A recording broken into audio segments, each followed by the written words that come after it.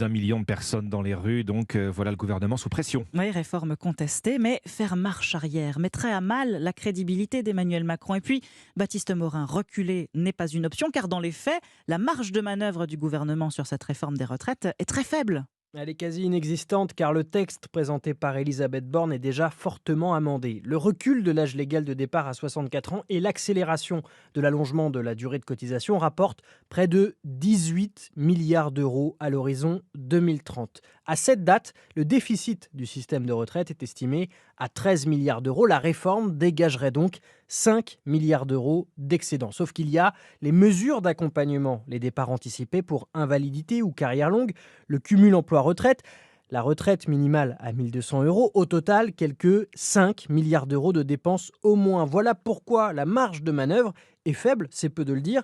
Dans la majorité, une règle de calcul est répétée. Une concession égale 1 milliard d'euros. Il ne manquerait plus que la réforme coûte plus que ce qu'elle est censée rapporter. Baptiste Morin du service économie d'Europe 1. Le gouvernement